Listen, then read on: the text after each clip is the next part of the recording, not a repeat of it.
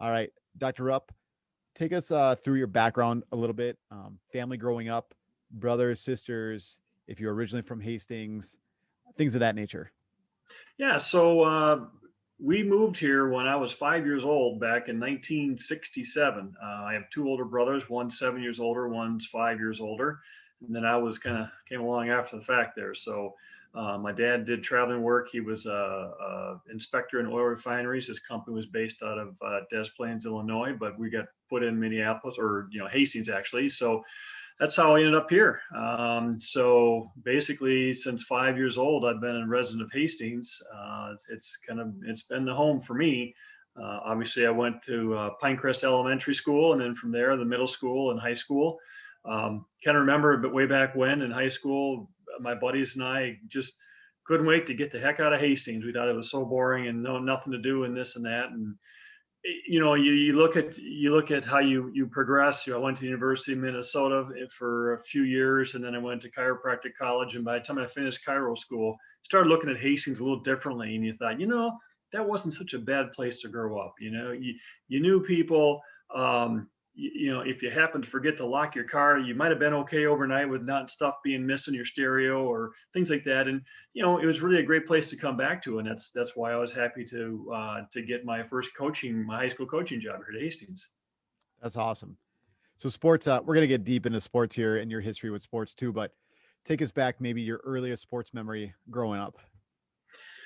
Yeah, probably my first memory of in competitive swimming. It's kind of funny because my parents put me in competitive swimming to lose weight because I was a pudgy little kid, and well, it's a good way for him to lose weight. And one day at the end of practice, the coaches were doing some time trials. And they had the stopwatch out, and they said, "Hey, why don't you go do a 100-yard backstroke?" And so I swam a 100-yard backstroke, and I still see this. I finished the race, and the two coaches looked at their old, those old analog stopwatches, and they're looking at each other and they're looking at their watch, and they couldn't believe the time because I had made a top qualifying time. Back then it was A, B, and C. I made an A time my very first time out, and they couldn't believe it. And so I just thought, wow, this is something for me, and I might be good at this. That's awesome. Talking about you growing up as well, it could be maybe a job that you had later on, maybe in high school or elementary, or not elementary. You probably weren't working then, but maybe middle school. Think about your earliest job that you can remember too growing up. I think the earliest job that I had was I worked at Perkins Family Restaurant. Believe it or not, I was a dishwasher. So I worked there for 9 months, and that was, my junior and senior year. Well, junior year mostly. And I remember Friday nights, you get done with a football game, and then you got to go into work at midnight, work bar rush or whatever. And so that job was a lot of fun. We had a lot of high school guys working there, and from there. Well, they moved me out of the kitchen into trying to be a waiter, but kind of funny. Guys aren't real good at remembering these little details like bringing the drinks to people and things like that. And I didn't last long as a waiter; just wasn't my thing. So I ended up switching jobs and went to work for white drug stores, and I was a stock person and did that. So and in the spring I went out to Law's nursery and dug trees and so a little bit of this, a little bit of that, and it was a lot of fun. Jobs didn't pay a whole lot, but it gave you a little bit of spending money and gas money, and those were cool things. That's awesome. So getting right into sports then, walk us through your sports history. Let's just go from maybe kindergarten, if you're playing sports at early first grade, sports you grew up playing in town, and let's maybe stop right around sixth grade. So kind of right when you got to the middle school level. Yeah. So I started playing. Well, first of all, it was kind of cool back in the neighborhood. Back in those days, there weren't organized sports. You didn't have dads that had the teams all organized. You just took everybody in the neighborhood and went out in the yard and pplayed. We played boot hockey. We played basketball in my driveway. All sorts, 21 horse pig. Competitive pickup, whatnot. And you could have 3, 4 grade levels all in the same. We go out in the backyard and play kill the carrier. One guy has a ball and like 15 guys jump on him, stuff like that. And it's kind of how you grew up, is just learn how to compete with our kids. So in the summertime, I started with Little League Baseball like everybody else did.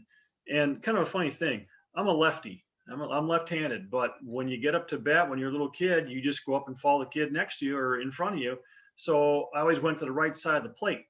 And consequently, I think because of that, I was a little bit, my body was confused, and I wasn't much of a hitter. So they used to call me the Big K back in Little League. I was the big strikeout guy, strikeout king. But had fun playing, had fun playing the Little League baseball, and again, we didn't have Pop Warner or Little Raiders football. That was all just, hey, everybody, let's go over to Bill's house and let's just pick up team or kill a carrier or whatever. And those are the kind of things we did. I also, like I said, started swimming when I was 9 years old, and I swam, pretty much year round.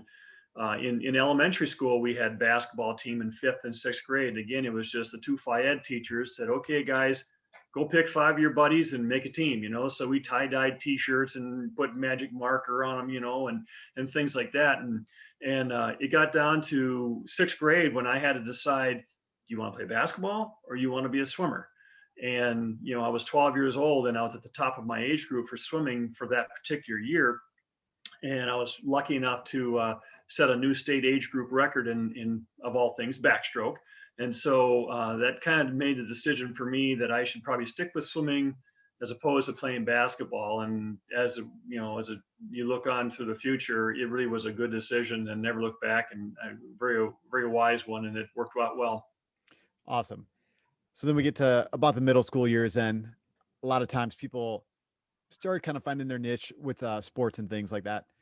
So walk us through, did you start doing swimming more full time? Were there some other sports going on too? Walk us through maybe 7th and 8th grade. Did you get brought up to the JV level, the high school? Was it middle school swimming?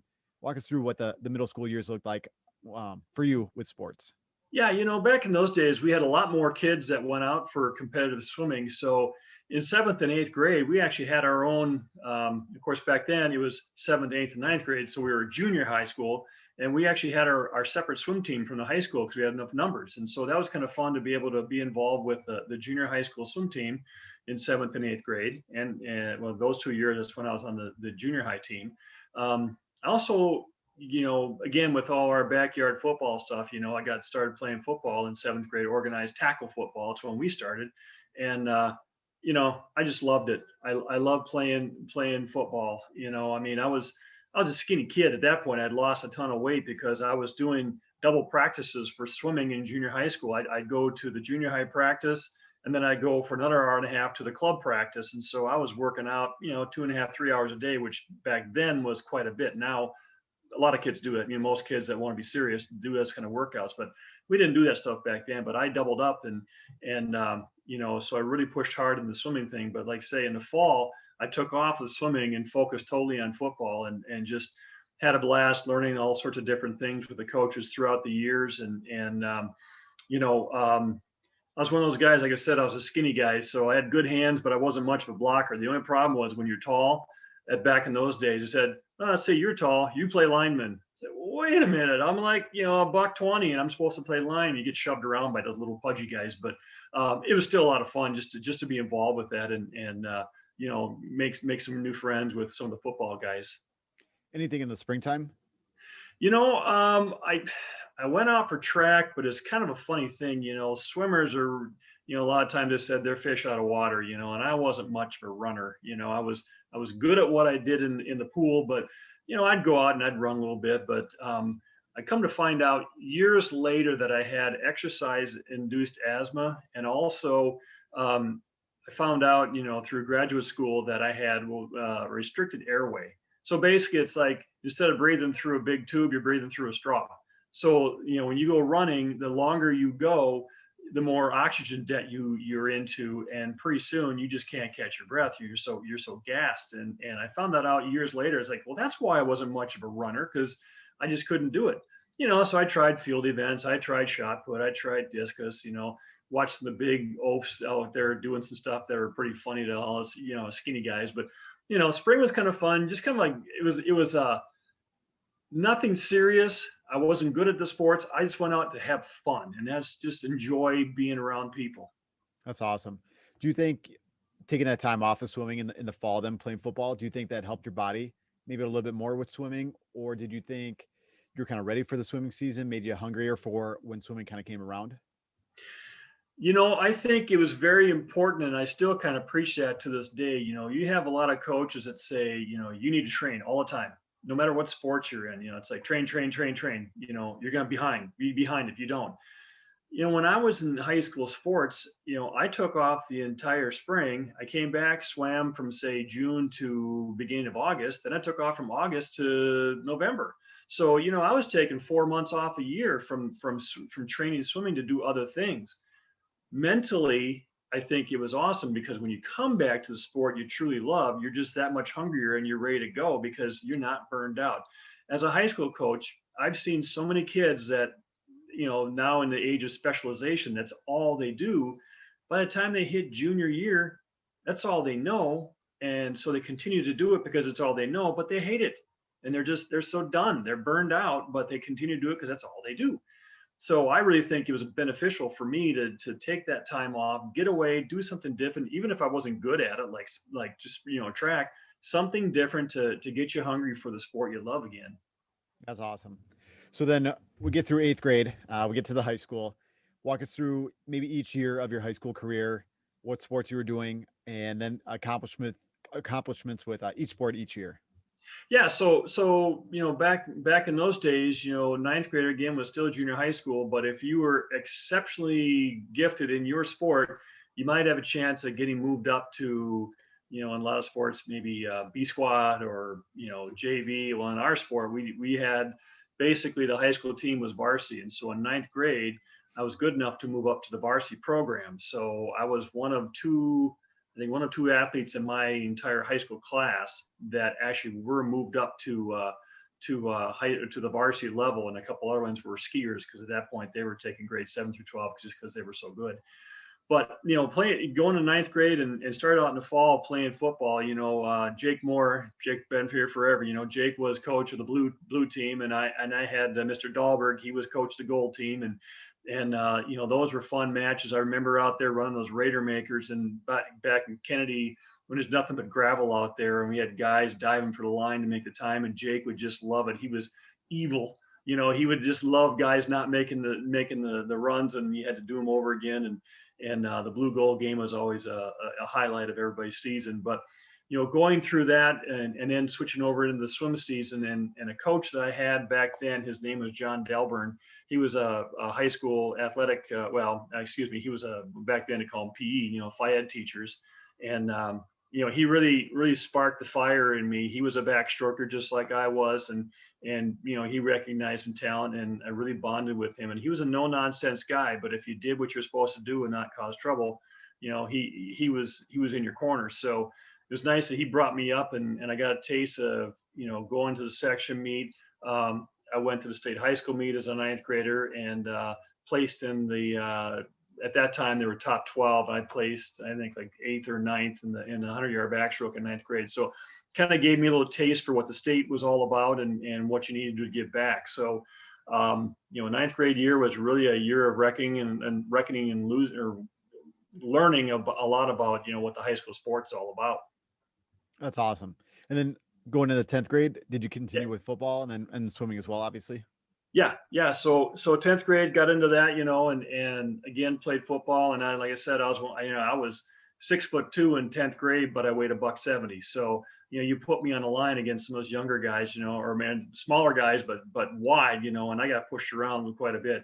I had good hands, but I couldn't block with a darn. That's not real good for a tight end when they throw one pass about every 3 games, So, but it was, it was a lot of fun to be involved with those guys in that sport because I loved it so much.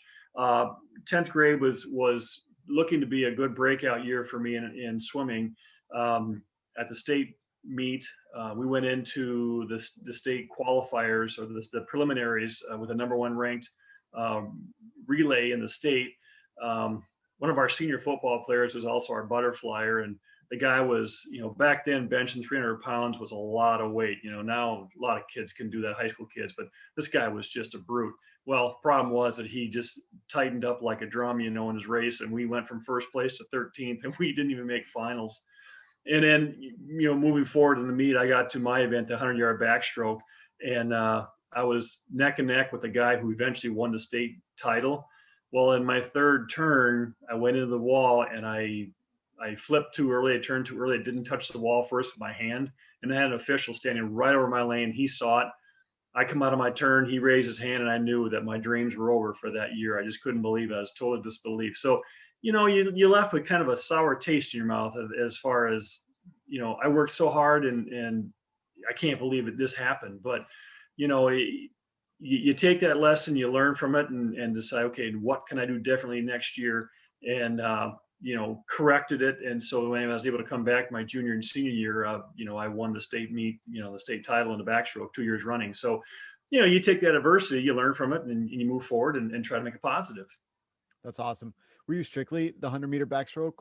And you said was it Yeah, the 4x1 medley then? Is that what it's called? yes. Or So what we had was it was 200 yards, so 4x50. And so my 10th grade year, I had quite a few guys around me, that upperclassmen that were really good. Well, then they graduated. And so, for lack of a better way of saying it, I was kind of a one-man show my junior and senior years. We didn't have guys that were, a support cast and get us to state meets. So, I qualified for the backstroke. That was my main event. I also swam 100-yard butterfly as well, but I just couldn't quite get over the top and get in the state meet. It's kind of funny. I look back years later and go, geez, I can't believe I never made the state in 100 butterfly. But backstroke was my thing. My junior year, I went in seated second, and I came out, a commanding win, and I was All-American that year, and I had the 12th fastest time in the nation in that event. So it was pretty cool, because all of a sudden you start hearing ding dong, here come college coaches looking at you.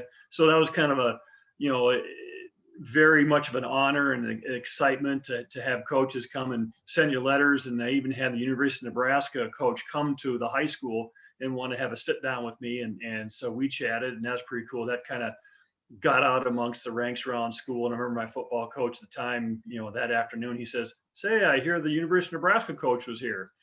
So it's just kind of cool to be recognized for that, and to know that people are taking notice on what you're doing. that's awesome. We could fast forward a little bit and then talk about the recruiting process. What kind of went into that then? Where were you looking, and then where you ultimately landed, and then we could kind of start from college there too then. Yeah. So, like I said, that was my first recruiting experience, was having the coach from the University of Nebraska come and talk to me right in the guidance counselor's office. Now, Nebraska had won, at that time, it's called the Big 8 Conference. They had won the Big 8 Conference 20 years running. So to have a coach from the 20-year consecutive Big 8 champions come to your high school to talk to you, that's pretty cool. We were pretty excited about that. So we set up a recruiting trip. I went down to Lincoln and, saw everything they had to offer. And he was kind of cool. Went into, their old athletic director, Bob Devaney, the big sports center was named after him. So the Devaney Sports Center, got to go and see the football field and go in the basketball arena. And they actually had the men's NCAA gymnastics championships the weekend that I was there. So got in to go that and see that, and see, meet a couple of the athletes in that, and, and talk about the University of Nebraska training table, which, a lot of teams didn't have at that time in college. But of course, again, Nebraska, they were so big in football that, they got whatever they wanted. So it was kind of cool to see all those things. Funny thing is, though, the guys that I was put with for recruiting, my hosts, they were a bunch of California guys that were there. And, in recruiting, I found out that you pretty much can get a feel within the first hour to 2 hours you're there. Is this a good fit, or is this not a good fit? And those guys, all they cared about was, well, how good are you? What are your times? They didn't ask what do you do? What do you like? What do you, whatever, and I was a small town homeboy kid, it's like, and going to there, it's like, I didn't have a good feel about what was going on there, even though the facilities and everything was so fantastic. It just didn't feel right. And so, I came home, they gave me an offer on my way back to the airport on what they were going to offer me for a scholarship for the first year. And then the second place I got recruited was University of Minnesota. Now, it's kind of funny. We went to a University of Minnesota hockey game, but guess what? All the best players were on Team USA. So they weren't even there for the Gophers. They're all, getting ready for the Olympics and, in Lake Placid. So we went and watched the Gophers get beat up by somebody, Colorado College or something. But, I felt a good kinship with these guys. It felt pretty good. And, it was close to home. I knew everything. I was very familiar with it. And I kind of liked that, so they made their offer. And then in the spring, I went to the University of Wisconsin. Wisconsin, if you've ever been to that campus in Madison, man, it's spread out, and those guys wore me out. They had me walking from the time I was there to the time I got back, and the pool was on the far end of campus, and I just said, I don't know if I can do this. I'm used to, in high school you drive your car to everywhere, and these guys were walking me just I was so wiped out. So in the end, I received offers from all three programs, and it just so happened that Minnesota offered me the most money in scholarship. It was the closest to home. I wasn't really a kid that was itching to get out on my own and to spread my wings. I still kind of want to be closer to home. My buddies were at home, and I just felt it was a good fit. And so I chose the University of Minnesota after all those three offers. That's awesome. Did you compete in swimming every year you were there? Yeah, I did. I competed, freshman year through senior year.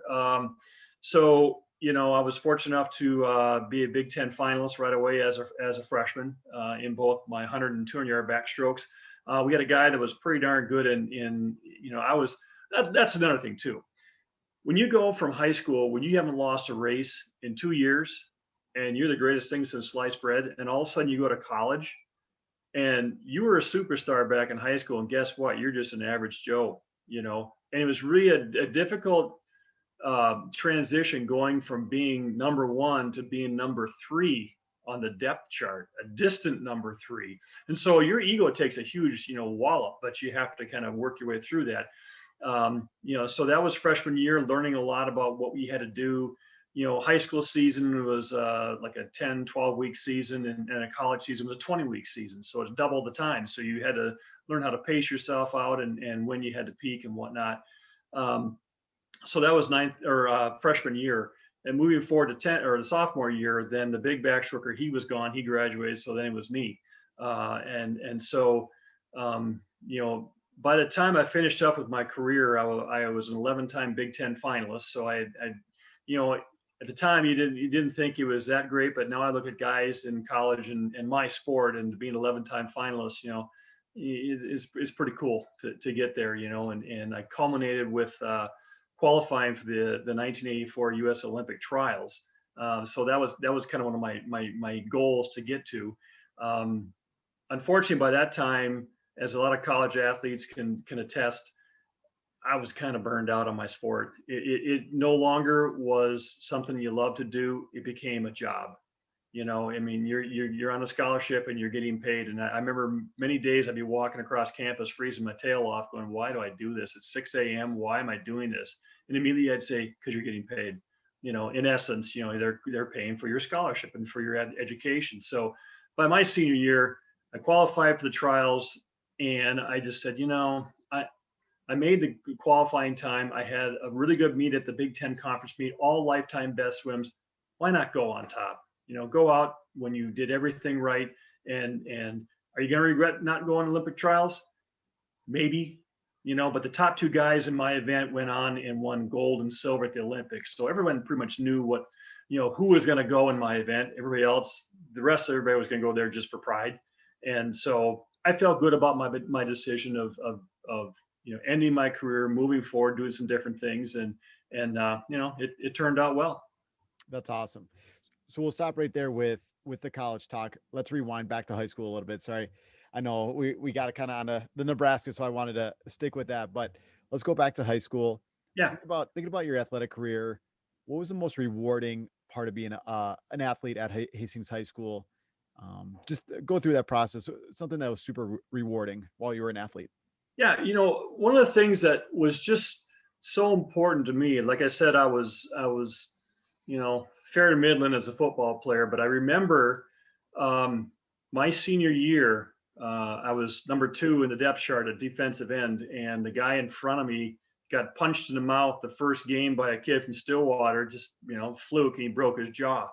So I got promoted to starting defensive end, and it doesn't seem like such a big deal. You see the kids now, they run out from the team, and they go out in the middle of the field. Well, back in our day, we lined up from end zone to end zone, about 5 yards into the field.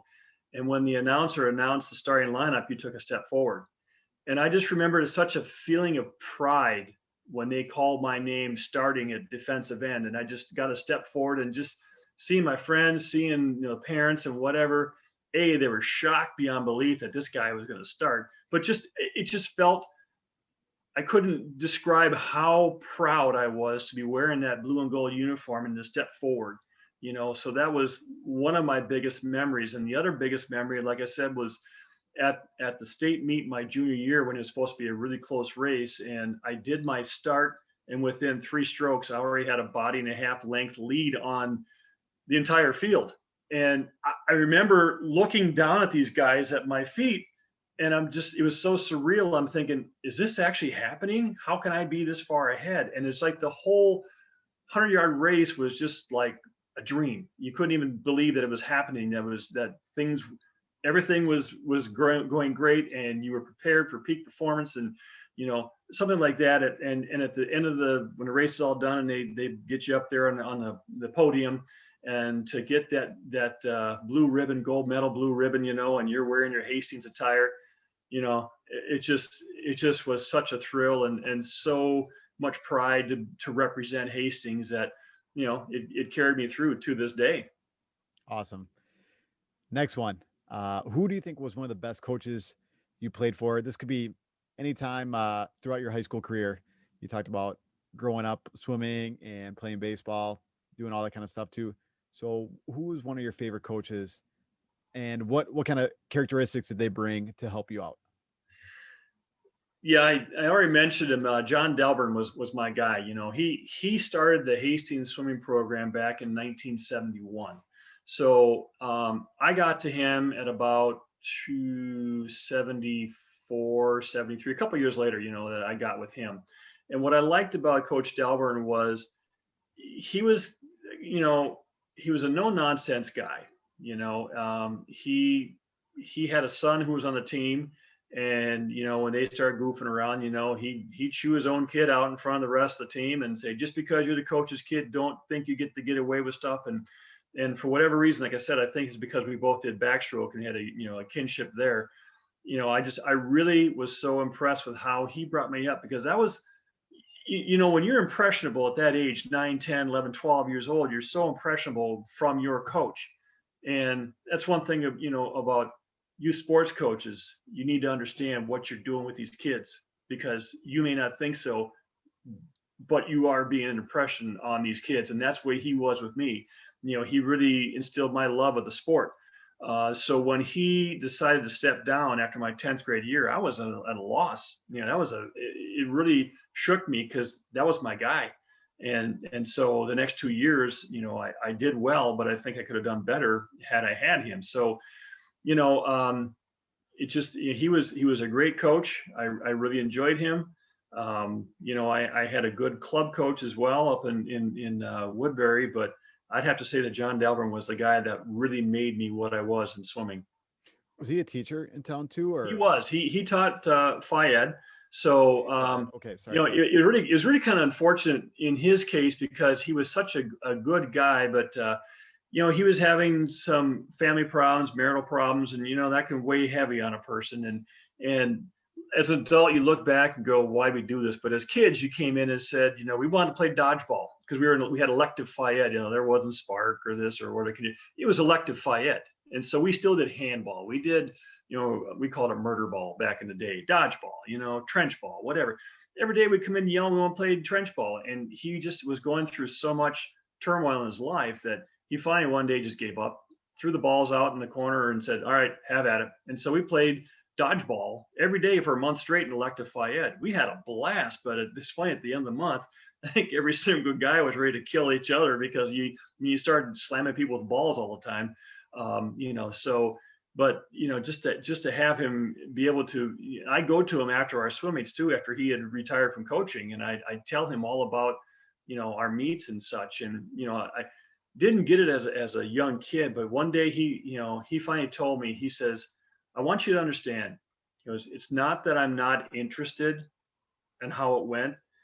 He said, it's hard for me because I'm no longer doing it, and so you look back as an adult and go, man, that must have been tough on a person who put their heart and soul into it, and then just life happened, and he wasn't able to do it anymore. So you try to keep things in perspective, throughout your coaching career. Awesome. So we talked about one of your favorite coaches. Let's transition to one of your favorite teammates. So who was one of your favorite teammates that you competed with in high school, and what kind of characteristics did they bring to the So team? there was a guy that was 2 years older than me. He was a senior when I was a sophomore. And if any of y'all listen to country radio, the Wolf, 103, Greg Thunder.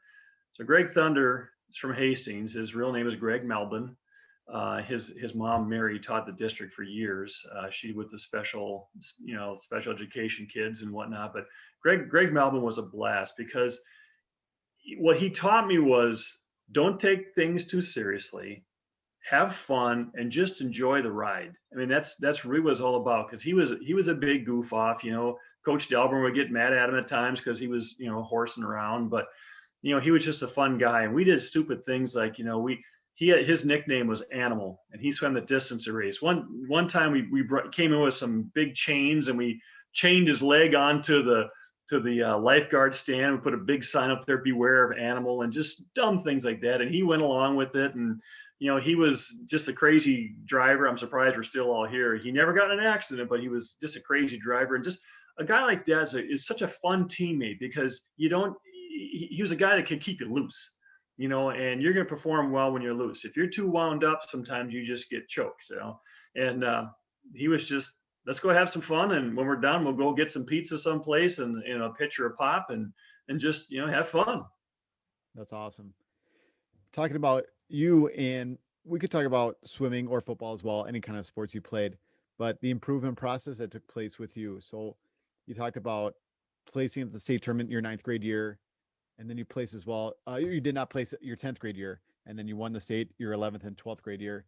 Was there a big improvement that took place between any of those years, maybe between eighth and ninth grade, or any of the years of high school? Or was it kind of a gradual increase? And then maybe just talk about what went into that improvement process. What were you doing that helped you with swimming? Right. Well, I'd say probably, I was doing really well in the backstroke events in particular, in swimming, and probably between eighth grade, ninth grade years where I really kind of hit my stride. Again, I was still kind of struggling a little bit with weight, in the middle or junior high years, middle school years, whatever. And I remember, I decided, okay, I'm going to lose some weight. And so what I ended up doing was, not the great nutritionists out there, but my lunch consisted of a half a cheese sandwich and an apple. That's all I ate every single day. And I ended up dropping 18 pounds, got skinny. And it's funny how when you lose that weight, just that much less you got to pull through the water. Got a little stronger, and some of the weight programs that we were doing. And really that was when it took off, when I hit that ninth grade year, and also was able to move up to varsity, where I had a little bit harder training. You didn't have so many kids like in the junior high where the kids go out for fun. They aren't necessarily that serious about it, and they kind of screw off and get in your way and whatever. And once you get to the high school level, those guys were more serious, the coach is more serious. And that was really probably the transition period from eighth to ninth grade where it made the biggest difference. That's awesome. And then personally about you, hobbies, what do you like doing outside the pool during high school? Any of that stuff transitioned to your adult life as well? So things you like doing outside of pool and sports. Yeah, when I was growing up, I was also in music. I was in band, um, and I played trombone in band, in the marching band and high school band, and all the way through from fifth grade on. And I had one of those things kind of called it's a blessing and a curse. I could play by ear, so because I'd hear the music, and as I was playing it, I didn't necessarily have to work hard at learning the notes, because I could hear it. And I remember one of our former athletic director, Tom Johnson, his mom was a teacher and a band teacher. And one time I had her I went into a lesson, and I played a note, and she said, what note is that? And I said, I don't know, it's fourth position on my horn. She says, no, what's the name of the note? And I don't know, it's fourth position. She goes, how do you not know the name of the notes? She said, you're playing these notes, but you don't know. She said, what if you have a sharp or flat? And I said, she goes, how do you know? I said, because I hear it. Oh, she said, "Oh, Gerald Rupp, you're exasperating." She was so upset. But so I played guitar. I learned to play 6-string guitar. A buddy of mine, he started playing, and I said, "How do you do that?" He goes, "I'm not showing you. Figure it out yourself." So, I started playing guitar, and I was really kind of into music. I played drums a little bit. Of course, we had a garage band. Horrible. We stunk, but it was fun.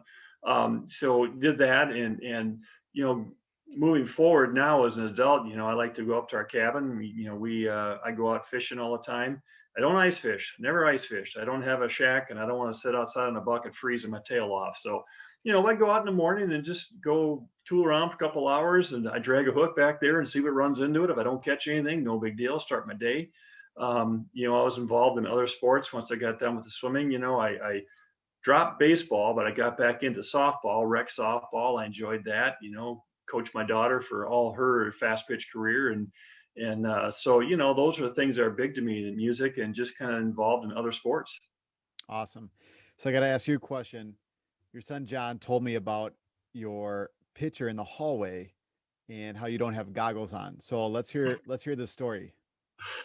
Well, it's interesting. When I swam in high school, I never wore goggles in races because I was always kind of afraid that if you did your start and your goggle filled up with water, you can't see, and now you're really in trouble. You're trying to pull a goggle off as you're swimming, and especially if you put your goggles on first and then your swim cap on second, there's no way you're getting those goggles off. They're stuck underneath your swim cap. So number one, I never wore a swim cap in high school until I got to the state meet. That was kind of like my psych up thing. It's like it's what I needed to get fired up. And so the picture that was in the hallway there was actually taken my junior year up at the University of Minnesota. So if anybody looks closely, I can see I have kind of a little scruffy scruff, there. And we were, kind of like hockey players in high or college or whatever. They don't shave, So we didn't shave all season until we got to the very end. So I'm not wearing goggles in that particular photo just because the gal came over from the student newspaper, the Minnesota Daily, and want to get a bunch of shots. And so of course you want to see your face, right? So take the goggles off and so I got a Minnesota cap on there and whatever. But eventually in college, because of the number of yards that we swam, you'd be blind with just the amount of time your eyes are in the chlorine. So you had to start wearing goggles all the time. Then my hair turned yellow and straw-like, and you had to start wearing a swim cap, and you kind of progress from there. And now, of course, it's gone. But we always joke that's the chlorine took it away. But I never really wanted to wear goggles until I hit the college age and decided I need to start wearing them. And it was amazing once you get used to doing things and changed up your routine a little bit and realize it's not so bad. It's going to work out okay. You really embrace that change and go forward from it. That's awesome. Kind of reminds me of the Miami football players back in the day, taking off their helmet after they scored touchdowns and stuff because they were saying none of the kids at school were going to recognize them who they were scoring Yeah. touchdowns. So that's why they.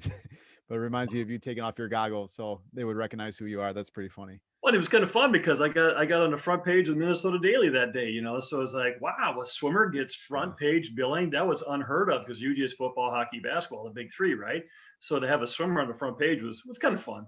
You're not walking around with your goggles on all day, so they're Yeah, no. not going to recognize you then. So that's awesome. All right, so you graduated from the University of Minnesota. Walk us through the next steps in your life, and then just kind of where life led from that point. Yeah, so I graduated from University of Minnesota, and I had applied to chiropractic college over in Bloomington, Northwestern Health Sciences University. So got in over there, and while I was there, I got one of my first coaching jobs, coaching little kids, novice kids, and as I said, by the time I finished my college, competing career or whatever, like a lot of athletes, you're all burned out, you're done. And so my first job was an assistant coach teaching little novice kids, little 7 and 8 year olds, and watching them come to the pool so excited just to get involved, get in the water, get wet. It brought you all back to why you started in the first place and why you love the sport that you're doing. It's like the enthusiasm, the job was gone. It's just sheer joy of being there. So, I did that while I was in chiropractic college. I was 4 years over at Northwestern, and my last year at Northwestern, the swim coach job opened up at Hastings High School. the boys coach decided he didn't want to do the boys anymore. He just wanted to focus on girls because he had both programs. So that job opened up, and I remember, my mom got a hold of me and says the swim coach job is open. And I said, well, that's great, but you have to be a teacher. You can't get the job unless you're a teacher, because you have to have, it was the catch-22 back then. You have a coaching certificate, but you can't get a coaching certificate unless you're a teacher. So I said, well, they'll never let me do it because of that. And so I talked to the AD back then, which was Don Miller. He says, well, we can maybe work around that. Why don't you come in and interview? And so I came in and interviewed, and there were two other candidates, and they gave me the job. And I was so excited to have my first, head coaching job. And I had four guys that were pretty decent athletes, and I got in their heads because, you can just come in somewhat fresh from college. You can start working on some of the attitude and whatnot, and got in their heads, and they went out and they placed the highest that Hastings ever has in boys swimming at the state meet. We placed 5th place. So we were pretty excited about that, with just four basic guys. But, so I did my, the university, or did the Northwestern, and decided to open up my own practice back in Hastings. So I came back and opened up in May of 1991, still coaching. And, I made it work between coaching, working at my practice, and I also worked 2 nights a week overnight at a hotel on the University of Minnesota campus. I used to be a Radisson, and so I worked 2 nights a week as a night manager. So I was juggling 3 jobs, all trying to get this thing done. But I loved the coaching part of it so much that I wanted to stay with it, and that's kind of the reason why I moved back to Hastings. I was living in Apple Valley at the time, and I said, I want to stay coaching. So how can I do that? I have a head coaching job here. This is what I want to do. And so I moved back to Hastings and decided to open up my own practice. And that way I can do what I really love. That's awesome. So you've been the head boys coach since 1991? Actually, so my first year coaching boys was the 1988-89 season. So that's when I took over. And then 2 years later, it was the fall of 91, I got the girls' job. So for a number of years, I had both positions, full-time positions there, the head coaching, until I think it was almost been 2002. My son John was 2 years old.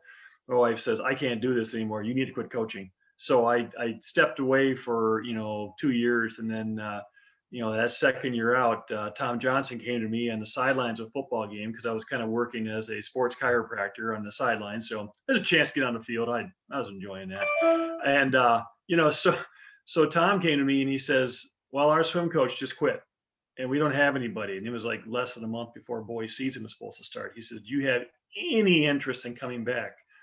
Yeah, I do, but these are the restrictions and the things that I can and cannot do. He says, no problem. We'll work around it. You can come back. So 2-year hiatus, I got back in there again and started doing it, and, just never looked back. I gave up the girls position, but I kept the boys, and eventually worked my way back in as an assistant in the girls. And, it's just been so much fun and so rewarding to work with these kids throughout the years.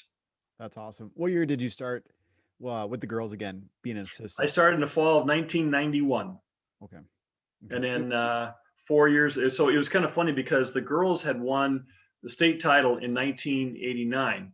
And then 2 years later, through some of the things that the girls coach was doing and how he was treating the female athletes, his contract did not get renewed, if you can take that and run with it. And so I was kind of waiting in the wings, because I was always hoping to get both programs whenever the other coach no longer wanted to do it or whatever happened. And so his contract wasn't renewed, and I picked that up in the fall of 1991. And 4 years later, in 1995, we had enough talent in grades 12 through 7 that we were able to pull off a state championship. And the feeling is amazing. You look at the number of coaches throughout their entire careers, and no matter what sport it's in, they never are lucky enough to have enough athletes to pull off a state championship. And it's just, I look back at it now, and you realize more the older you get how special it was. You're going through the moment. It's a lot of managing egos and trying to keep them all together and working as a unit. And it was stressful. very hard, very stressful to get all those egos to work together and to get kids to not want to quit on you because you push them so hard. Looking back now, it's like that was such a special bunch that it was just so much fun to think about. I'm sure it must be hard coaching swimming too. Just so many events that you have to find someone that's going to fit into all those different events. Is that something you struggle with, or something maybe you excel in as a coach too, where you can find the talent kind of in someone and where they're going to fit better for the team or better individually? Yeah, you try to figure out, by watching the kids who might look better at a certain event. There are some kids, like for example, taking two different events or breaststroke is one of them on the strokes, and butterfly is the other one. Breaststrokers typically can't do butterfly because when you do breaststroke, you're supposed to turn your feet out. Well, they can't kick butterfly because they're always doing breaststroke kick. And conversely, you take a butterflyer, he doesn't know how to turn his feet out to do breaststroke. So it's counterintuitive for these guys, and some of those guys struggle with that. So if you recognize it's not working, you try to put them in the best event you can. Now, we've got some kids this year that, you know, through the last couple of years who kind of figured out, well, this might be a better event for them, a better fit for them going through section meets and whatnot. And so you kind of tailor them. And what I will do is, a lot of coaches will just write a workout and go, okay, here's a workout, slap it up on a wall or whatever. When I have teams that have a wide variety of talent, I'll run 5 workouts at the same time. I'll take kids, and it's a little tougher now with COVID, but I'll take, okay, you two, you guys are distance guides. You're going to go over here now. And now you come over here because you're a butterfly. You're going to get with this person. And, just do 5 different workouts all in my head at the same time, and get what you think is going to work best for their specialty to try to train them. And I tell you what, and that's one thing you, as a coach, you learn from when you were as an athlete, right? So when I went to college, my event, the backstroke, used to be a 100-yard backstroke in high school. And then when you went to college, it doubled the distance. It was a 200-yard backstroke. Now, remember when I said I had exercise-induced asthma and a restricted windpipe? A 200 killed me because you were in such oxygen depth for that length of the swim that, I did okay in it, but it wasn't my bread and butter. The 100 was my bread and butter.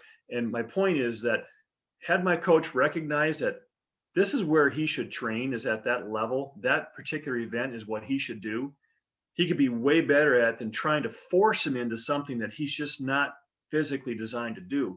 So taking that, my own experience, and moving it into the high school level, I said, okay, let's take kids and put them in their strengths and work their strengths to make them the best that they can be at that strength. They'll be okay at the other things, but we want to maximize where they can go with their best event. And it feels good to them, and it feels good to the team, and it works out well. So taking that past experience and put it into the coaching realm really has helped out our program. Awesome. So you've been a coach for over 30 years now.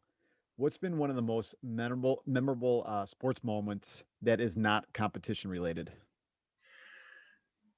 Not competition related. Well, this is kind of a cool thing because it was kind of an honor for me. One of my guys who swam for me graduated in 1995, went to the University of Minnesota, whatever, swam and met a gal there and decided to get married. So he came and asked me if I would be in his wedding.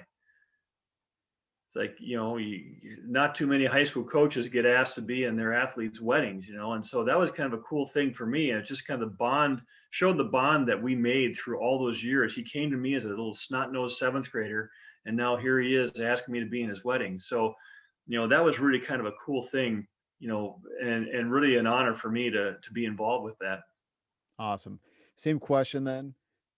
One of the most memorable moments from coaching that is competition related. Well, this is a tough one, so I got to kind of give you a couple of different scenarios here, right? So the first one I'd have to say is, in 1995, Eden Prairie was a heavily favored to win the state girls swim meet.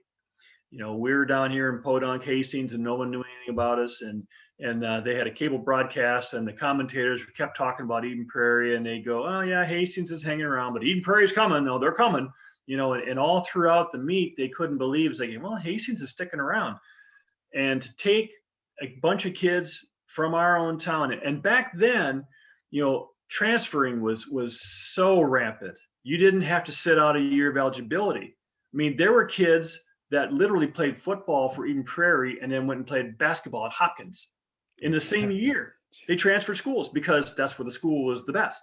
And so in our sport, you had a bunch of transfers, and you saw that in Eden Prairie. They had picked up a couple of kids from Minnetonka, and they were just this super team. So they were talking about Eden Prairie. And to see our kids go up there with that bunch and to pull off the state title, we set a record for the most points scored at a state meet up to that point. And in the exclamation point was at the very end, the very last relay. Eden Prairie put their big dogs, and I put my big dogs out there, and we had a girl come from behind to win the race. And everybody's kind of like, who is this Hastings bunch? Where'd they come from? And so it was so rewarding to knock off those big, high powered, teams that had all these transfers in and this and that. And our little kids, little river rats down here at Hastings got it done. So that was probably my biggest one. But I also have to say that, throughout my dual meet coaching career, the very next year in '96, we went against Woodbury. They had an 86 meet win streak. They hadn't lost in 86 meets. So that went back probably 10 years, I would assume. They came to our pool and we knocked them off.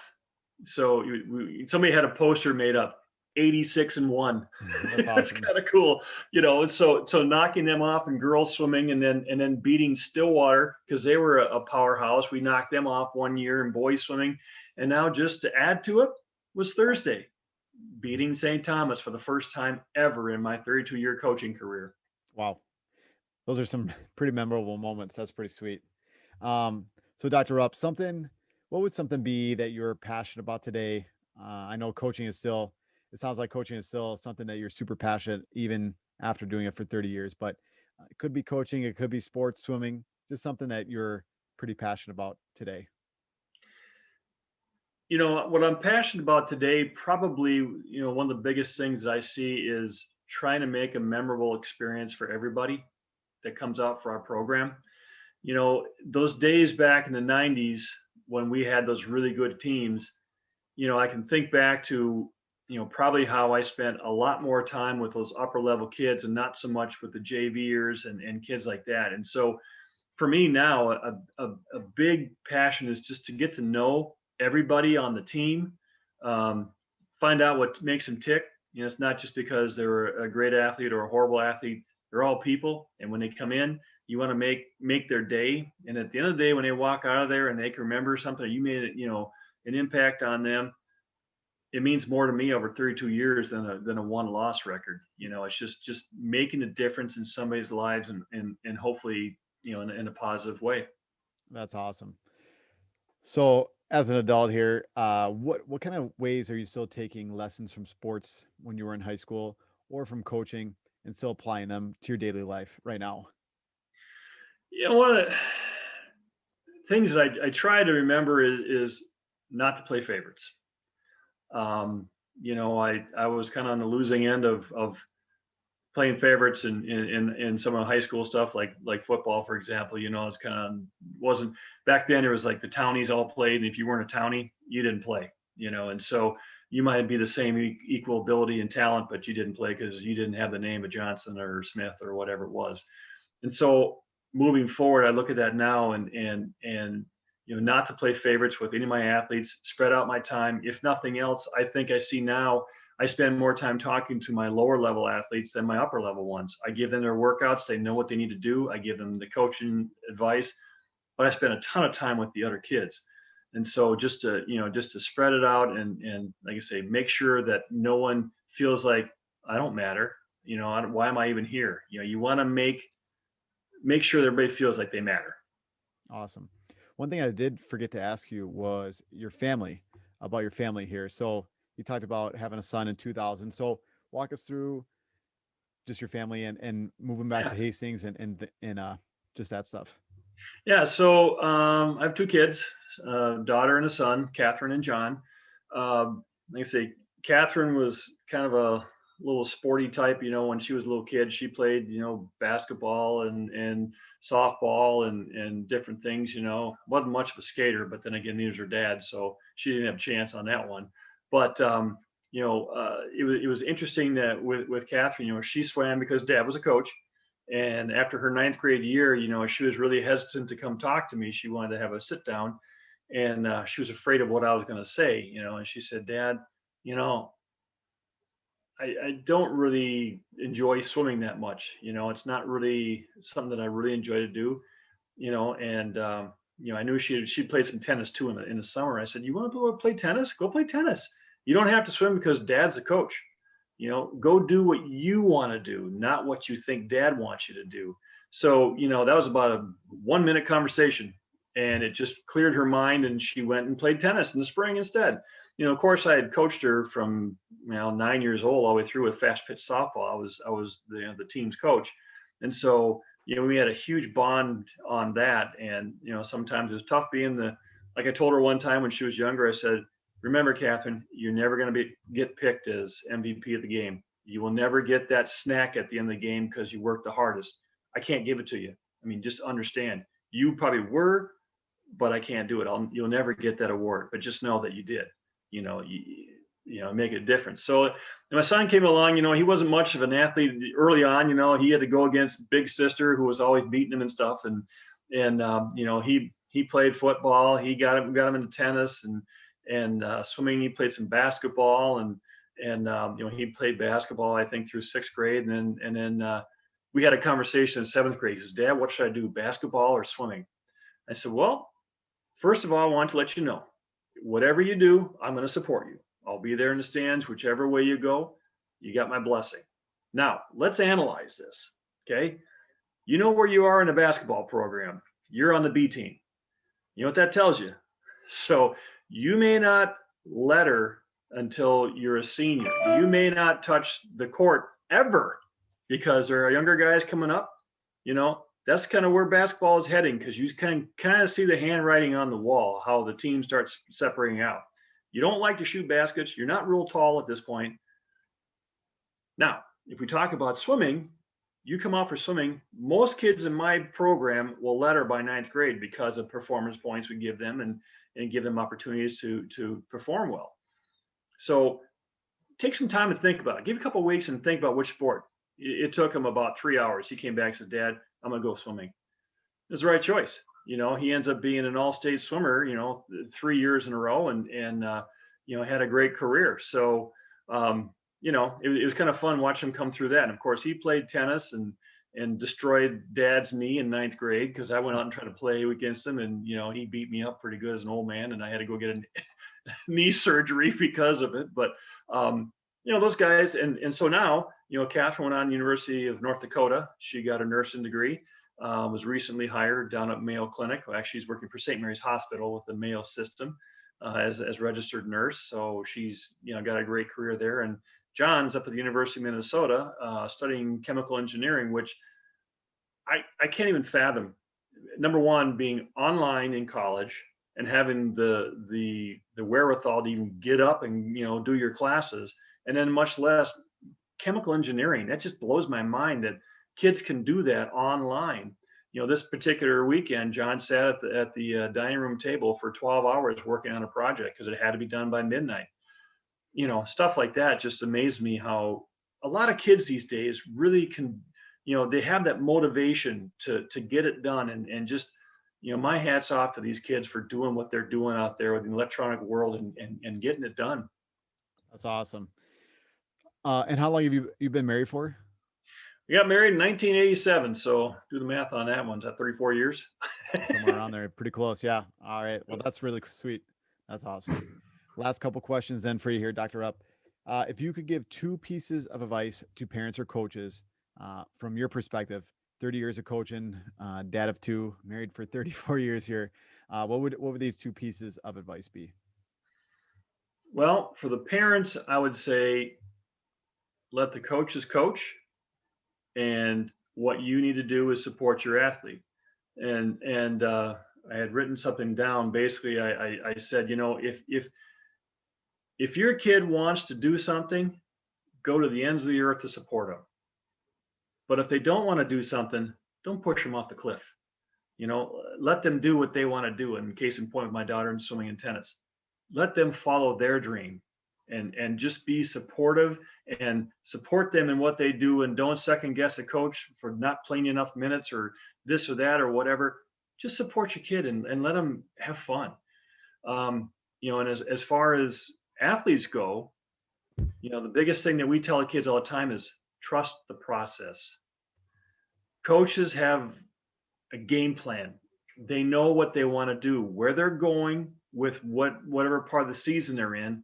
They have a plan. So trust the plan. And if you don't understand, what it is that you're doing, have an adult conversation with a coach. Ask them a question. Why are we doing what are we doing? And in a genuine method. And a coach can a lot of times sit down and say, this is why we do what we do, to try to explain to kids. And that's one thing people always ask me, what do you like coaching better, boys or girls? And I always said, well, they're two different animals. Boys are the mentality of, you tell them something and they say, why? And the caveman coach says, because I said so. Okay. Girls, you better have a reason, because they were so much more cerebral in high school than high school boys. You had to have a reason for what you're doing. So, and there are many times when it got questions, well, why are we doing this? You better be ready with an answer. But understand that these kids, if you have a question, you ask your coach, you make a dialogue with them and become, partners in training. Yes, they're their coach, you're the athlete, but get on board with them and work together. And it's amazing how far you can go with that. That's awesome. Same kind of question then. If you could give two pieces of advice to student athletes, what would they be and why? Well, that's kind of, just basically, enjoy what you're doing. Do the sport because you love what you're doing. And, if you're burned out, take some time away. Coaches will push you. And some coaches are better about it than others. I know some coaches that think if you take a week off, you're 3 years behind. In high school, there was a great example. I think Coach Bob Majeski's son, Jake, was, when he was back in high school, he was a tremendous 3-star athlete. Just a phenomenal athlete, along with Danny Watts and some of those guys back in the late 90s. Somebody asked him, he and I had this conversation. Somebody asked him one time, well, Jake, what's your favorite sport? And Jake's answer was, it's the one I'm playing right now, because I love what I'm doing. He played football, he played hockey, he played baseball. He did those things because he loved what he was doing. So for athletes, love what you're doing. Don't be there if or take some time away if you need it, because mentally you need to clear your head to be a better athlete. And secondly, making sure that athletes understand that there's more to life than just your sport. There's academics, there's family, there might be faith life, there's other things that are very important that you may not see it at the time. Like, this is the one and only thing I do. I live and breathe wrestling or basketball or whatever. Man, there's more to life than that, and branch out and realize that for everybody, it all comes to an end somewhere down the line. Whether you finish high school, you finish college, you blow out a knee 10th grade year, everybody comes to an end at some point. And so, you've got to have something to branch out on, and something else that you love to do. And that's, remember that. That's awesome. Dr. Rupp, that's all the questions I got for you. I'll just open the floor up to you. Anything else I didn't ask you about? Anything else you want to talk about? The floor is yours. Well, there's one question that you had brought up earlier, and it was it went back to college years and coaching, and who were influences and whatever. When I was finishing up my college career, like I said, I was burned out. I was so done. I just couldn't wait to be done. Right. That year was the year University of Minnesota hired Lou Holtz as a football coach. Okay, so they have what's called the M banquets. At the end of the year, all the varsity athletes get their little M pin, and you get basically rewarded for being a varsity athlete and lettering. So here I am as a senior at this awards banquet, because I was getting the outstanding swimming award for that year. So we're sitting there, and the athletic director gets up and introduces Lou Holtz. So he's just this little guy, talks like this, and he's kind of funny, you know. But he started talking to that group, and you could just see people sitting up straighter, getting taller, feeling bigger. Watching this man motivate in 10 minutes, every single guy in that room was ready to run through brick walls. How many more, coach? I mean, just to have a motivator like that who just gets in their heads. And you know who I think of when I think of Lou Holtz? A guy at the Hastings level that I saw for years, Paul Veit. Paul Veit is that kind of a guy. You've seen him, what he can do in the heads of high school kids with his enthusiasm. I always, when we have, lyceums or whatever, having sports, what they call those, like pep rallies or whatever, to watch Paul get up there and just control that audience with his enthusiasm and how he could say things that just fired everybody up. It's like, gosh, I wish I could talk like that. That guy is just amazing. And that's, some of those guys that you take lessons from throughout your coaching career, and you see, that's pretty cool. That's something it's hard to learn. You can't learn that. You have to have it in here. And it's just fun to watch guys like that do it. So I guess that's all I got to say. That's awesome. Well, thank you, Dr. Rupp, for your time. I really appreciate it. Yeah, thank you for having me. It's been a lot of fun. All right.